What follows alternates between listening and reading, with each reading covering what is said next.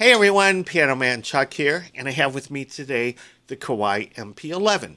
Now, a lot of people that have the Kawai MP11 have asked me, out of popular demand basically, to go through this menu selection that's called Virtual Technician. So basically, you've got this nice Kawai MP11 that is sampled from the Kawai EX Concert Grand, that big 9-foot Kawai concert grand that you see at symphony orchestras and that kind of thing. Sounds great. But you can actually tailor that to sound however you like. And it's unbelievable what you can get out of this piano by going through the parameters that are built into this menu selection called Virtual Technician.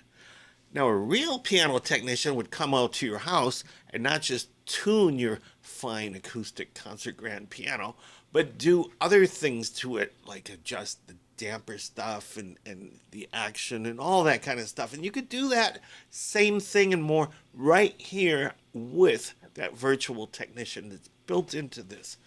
So let's go over that right now. And right now, if you look at the display screen, by default, they show you the 4 most popular things that you might want to adjust when you play.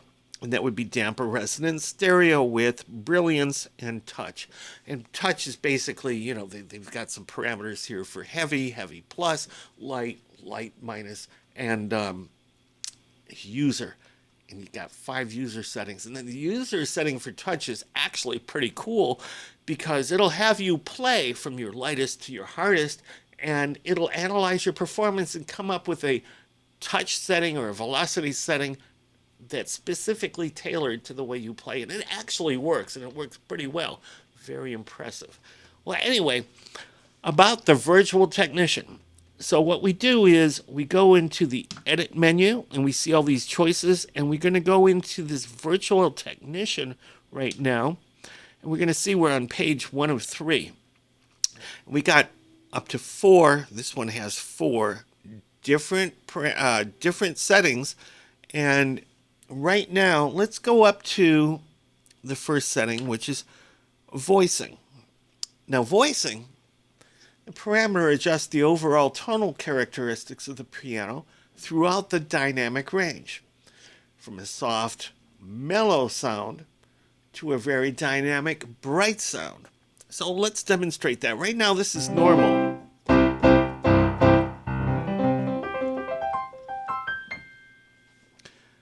All right, so we're going to go up to mellow 1.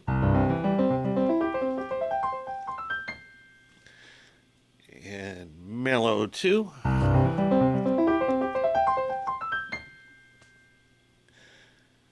Dynamic.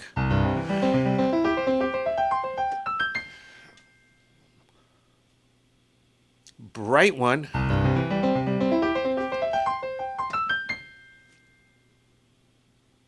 And bright 2. Now, most people will be able to tell the difference between all of these settings that I just went through and what it sounds like. Well, right now, we're going to go right back to normal because I kind of like that setting. Next up is stereo width. So let's go over to stereo width. And basically, it's self-explanatory. You've got a pair of speakers or monitors or headphones, and the amount of separation that you're hearing, that's what stereo width is about. And basically, it adjusts the width of the stereo image of the piano sound from a very narrow, compressed character to a very broad, expansive tone. So right now, 127, that's the highest value you can go. Okay, cool? Let's go down to the lowest value, which is 0. Basically, you're hearing mono. There's no separation at all. So we go somewhere in between.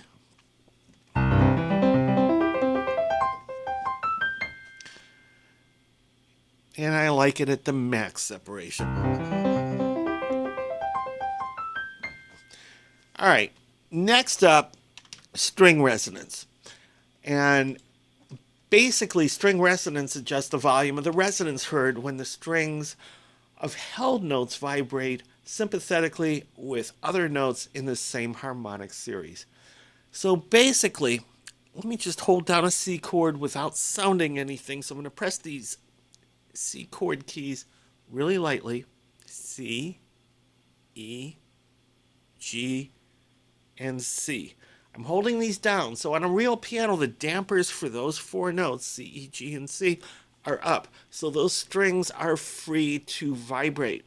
So when I hit a cousin of that harmonic of any of these, another C, E, G, or C, these strings will vibrate. Now, how much they vibrate by, that is what this parameter is all about. Right now, it's set to 5, which is halfway. You can go anywhere up to 10. So let's see what 5 sounds like.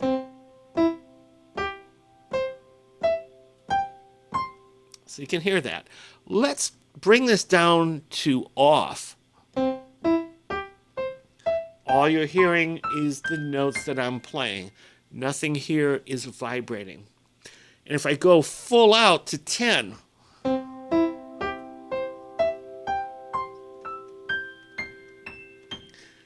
you can hear these vibrate as I play. And that brings the beauty and the richness into the picture. And this is great when you are performing in the studio. But if you're a live musician, you're performing live, people aren't going to notice this, especially if you're not the only musician. If you're in a band, they're not going to notice this. So this is unimportant for live, but very, very extremely important for studio or any solo piano performance.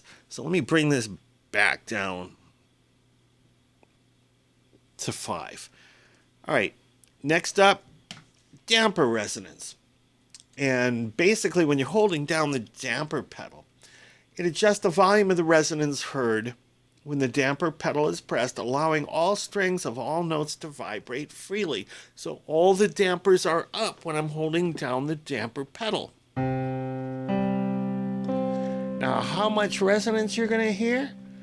That's what this is all about. Right now, this is set at 5, and again, up to 10. So you're hearing this. That's at 5.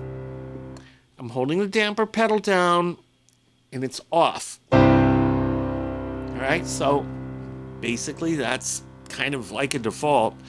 And if I go all the way to 10, you hear the difference? You hear how rich that is. So we'll go back to 5.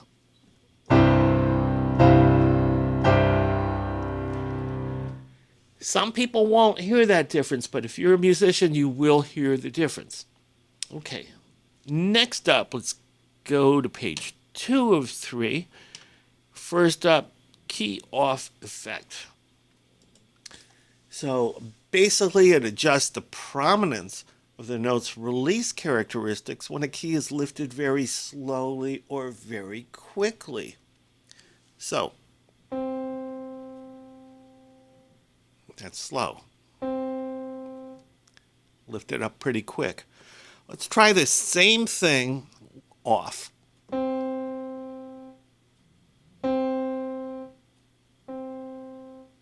right, and let's go to the extreme, 10.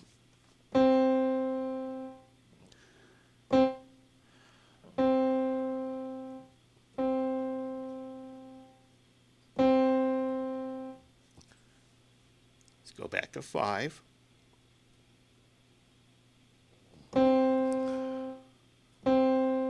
That's off a lot quicker. All right. And again, when you mix all of these parameters that we're going through, you can actually change how the whole instrument sounds. You can make it your own.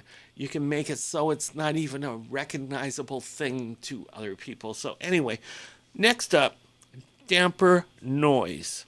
So let's go to that. And basically what that is it adjusts the volume of the noise that's heard when the damper pedal is pressed as the damper head touches and releases the strings. So Here we go. You hear a little bit as I'm pressing on that damper pedal. And if I go all the way down to off, you don't hear anything. And if I go all the way up to 10, it's a little more prominent. Bring that back down to 5. And let's go to hammer delay. Now that's an interesting one. It adjusts the perceived delay of the hammer striking the string after a key is pressed when playing with pianissimo. So we're at 1. Now we're at 10.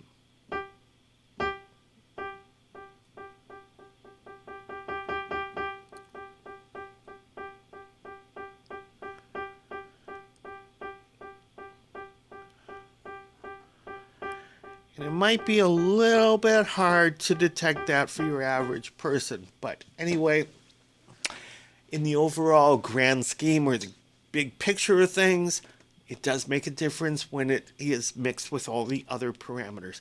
Now, fallback noise. That's another interesting one.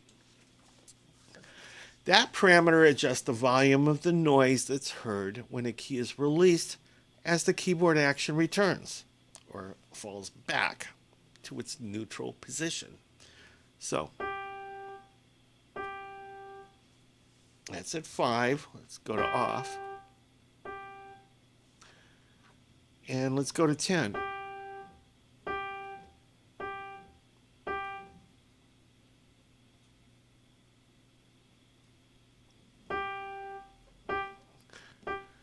Again, not one of the parameters that your average pianist is going to adjust, but nonetheless, it is still there. And if we go on to the next page, the top board, that's pretty much self-explanatory. When you have a grand piano, you have a board that comes down to close off everything in there. You can still hear stuff, but it's going to be a little bit lower or not as loud as when that board is fully open. So the adjustments that you can make here, anywhere from closed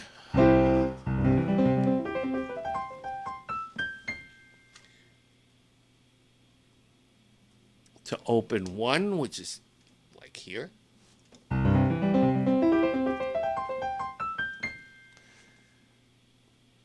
Open 2.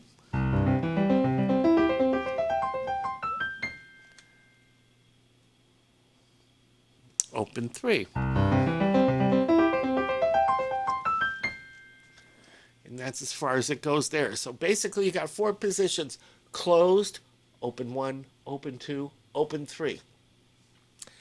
That's great. And that's something that you will notice, and more so has to do with volume than anything else. And the last one here is brilliance. And that should be self-explanatory, but what brilliance is it adjusts the overall brightness of the piano sound independently of the main voicing parameters. So basically, we got a brilliance of 0 decibels right now.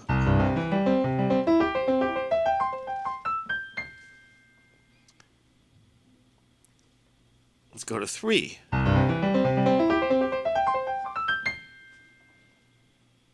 And 6.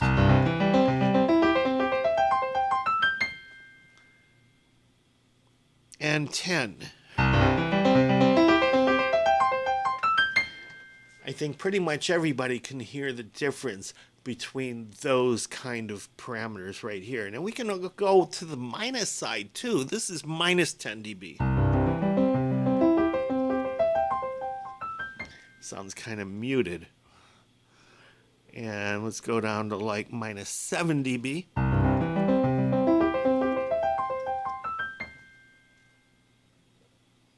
Minus 4.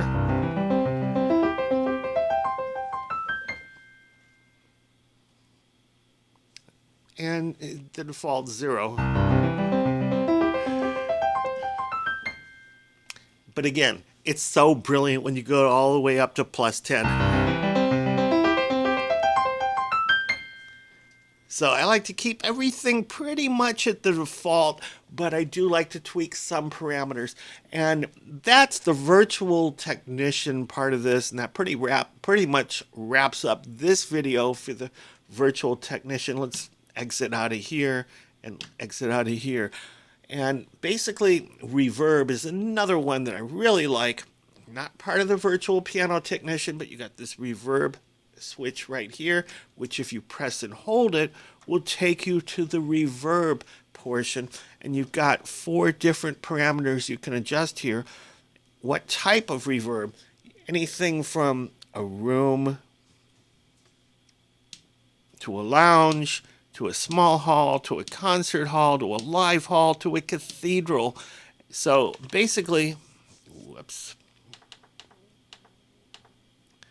So basically, room being the smallest, and if we go to the largest, which is the cathedral, and you can adjust how much reverb. You can adjust the pre-delay, the time, and the depth. And the depth is the most important one. So here we are at a cathedral, and if we adjust the depth to the maximum,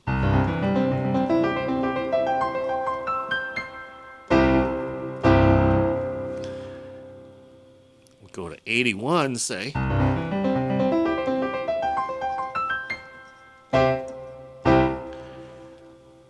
And if we go from a cathedral to, say, a small hall with a depth of 110. So there's a lot you can do over there. And another thing you can do is EQ. And you've got this graphic or parametric EQ over here where you can actually see what you're doing. So these 4 knobs, A, B, C, and D, can adjust the EQ all the way from the bass, 2 different mid-ranges, and a high. So